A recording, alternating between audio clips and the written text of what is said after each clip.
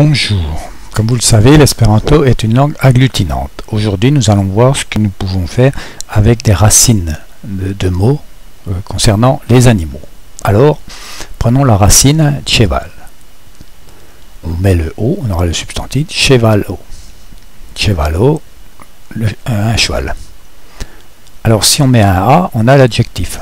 Chevalin, chevaline, chevala. Et si on met le E, vous savez que tous les noms qui finissent par E sont des adverbes. Chevale, on aura à cheval. On met le pluriel au J, hein, alors pour avoir des chevaux, chevaloi. La jument, alors c'est là qu'on commence à mettre nos suffixes. Hein.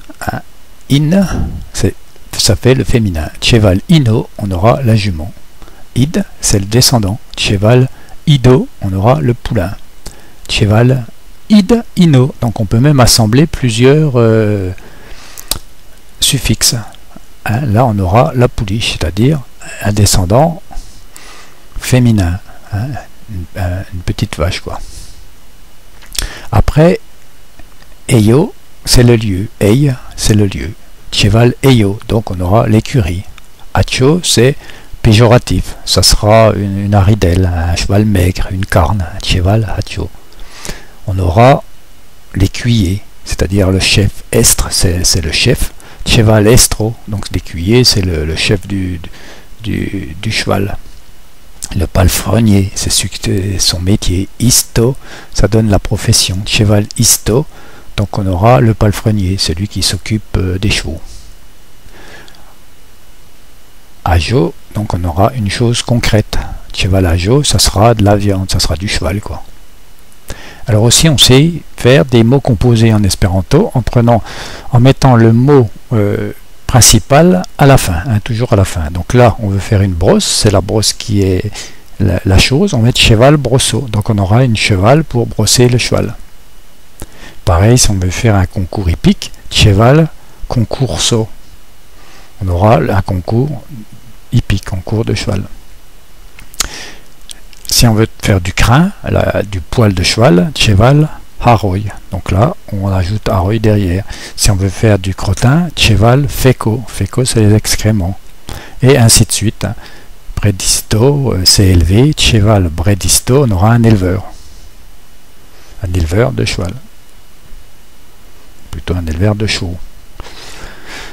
Donc une action continue. Hein, si on fait une course de chevaux, cheval court rado. Ad, ça fait action, court, ri c'est courir, courrado c'est quelque chose, une action continue, donc on fait une course de chevaux. Et ainsi de suite, on peut faire aussi eni, bleki, cheval bleki, donc bleki c'est le cri d'un animal, donc on aura henir.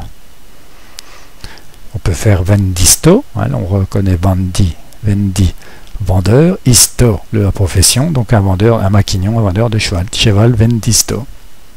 Felo, c'est la peau de l'animal. Cheval felo, on aura la peau du cheval. Etc. Alors on peut mettre aussi des préfixes. Gay, par exemple, le préfixe gay est très intéressant car il nous donne les deux sexes. C'est-à-dire que quand on dit gay chevaloi, donc il ne faut pas oublier de le mettre au pluriel, on aura des chevaux et les juments. C'est les animaux des deux sexes.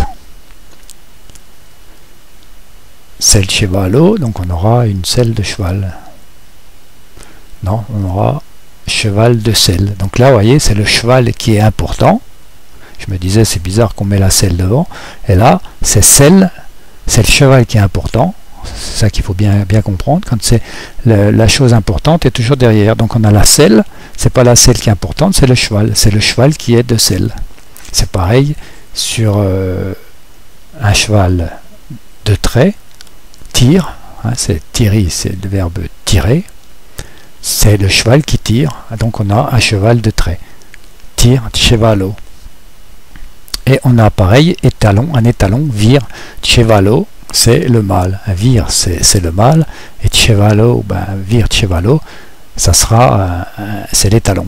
C'est un cheval mâle, et c'est le cheval qui est important. Donc toujours bien penser que c'est la dernière, enfin ce qu'on ajoute derrière, enfin le dernier mot dans les mots composés, c'est lui qui donne le sens principal de la chose qu'on est en train de décrire. Voilà. Donc, après, une fois que vous avez un super tableau comme ça, vous pouvez vous amuser à apprendre. Là, vous avez déjà appris des mots en français. Bon, ça, je pense qu'on les sait. Quoique. Et on peut aussi, par exemple, s'amuser à les chercher en anglais, par exemple. Hein. On sait que le cheval, c'est horse. Après, on se dit, bon, ben, la jument, ça va être mare. Après, on aura le poulain, foal.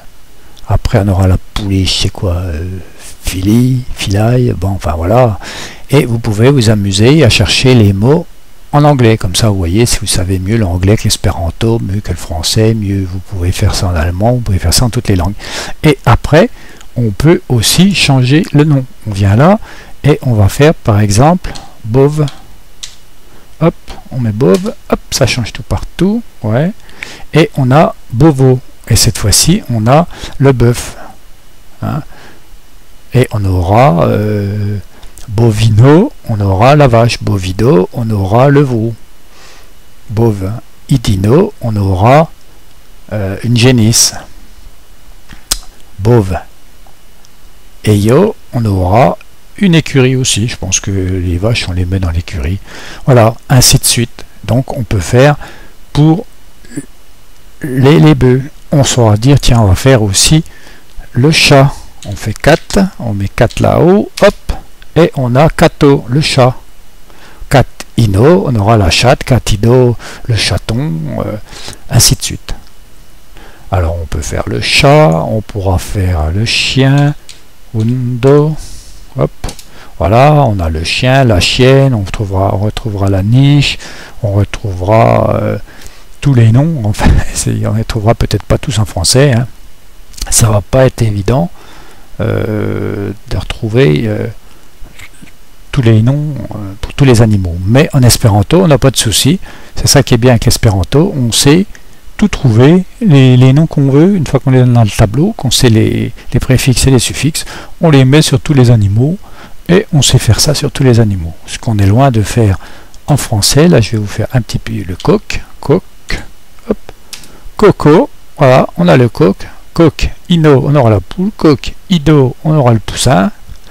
On aura coq, eyo, on aura le poulailler. Alors bon, bah, tout ça, moi je vous souhaite bon courage pour traduire tous ces mots en anglais ou en espagnol ou en allemand. Donc moi, vous voyez, en espéranto, en très peu de temps, une fois que j'aurai appris simplement mes préfixes, qui serviront aussi à tous les autres, pour tous les autres mots, hein, ça ne sert pas qu'aux noms d'animaux. Enfin bon, les descendants aussi, enfin les descendants, ça va pas faire, on va pas faire le descendant de la table, de la chaise ou de la porte, c'est sûr.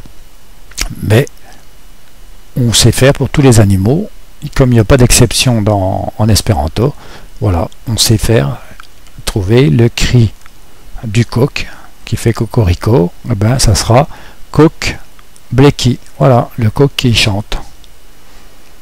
Ce sera le coq qui chante, ben ça sera coq bleki. Là on a vu que c'était un i, hein, ça finit bien par c'est bien un verbe, hein, il faut faire attention. Voilà, donc je vous remercie de votre attention et puis à la prochaine fois pour une autre petite présentation sur l'espéranto. Voilà, au revoir.